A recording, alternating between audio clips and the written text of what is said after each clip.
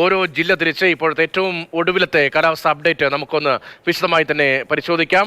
വടക്കൻ കേരളത്തിലും മധ്യ കേരളത്തിലും അതിശക്തമായ മഴയുണ്ട് എന്ന പ്രവചനമാണ് കാലാവസ്ഥ നിരീക്ഷണ കേന്ദ്രം ഈ മണിക്കൂറിൽ പങ്കുവയ്ക്കുന്നത്. നോക്കൂ, വടക്കൻ ജില്ലകളിൽ കാസർഗോഡ്, കണ്ണൂർ, കോഴിക്കോട്, വയനാട് ഈ ജില്ലകളിൽ അതിശക്തമായ മഴയുണ്ട്. അവിടെ ഓറഞ്ച് അലർട്ട് പ്രഖ്യാപിച്ചിരിക്കുകയാണ്. ഇവിടെ വലിയ ജാഗ്രത മലയോരത്തും തീരമേഖലയിലും വേണം എന്ന നിർദ്ദേശവും തുടരുകയാണ്.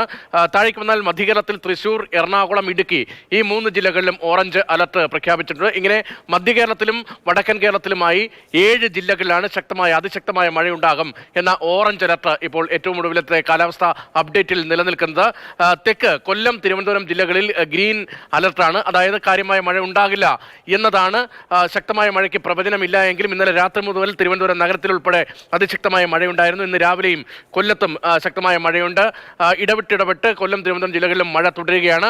മറ്റ് 7 ജില്ലകളിൽ പാലക്കാട്, മലപ്പുറം, ഒപ്പം താഴേക്ക് വരികയാണെങ്കിൽ ആലപ്പുഴ, പത്തനംതിട്ട, കോട്ടയം അടക്കമുള്ള ജില്ലകളിൽ യെല്ലോ അലർട്ടും തുടരുകയാണ്. ഇവിടെയും ഒറ്റപ്പെട്ട ശക്തമായ മഴയ്ക്ക് സാധ്യതയുണ്ട് എന്നാണ് കാലാവസ്ഥാ നിരീക്ഷണ കേന്ദ്രം ഇപ്പോൾ ഏറ്റവും ഒടുവിൽ നൽകിയിരിക്കുന്ന പുതിയ പ്രവചനത്തിൽ പറയുന്നത്. ഏതായാലും മഴയുമായി ബന്ധപ്പെട്ട ജാഗ്രതാ മുന്നറിയിപ്പുകൾ തുടരുന്നു.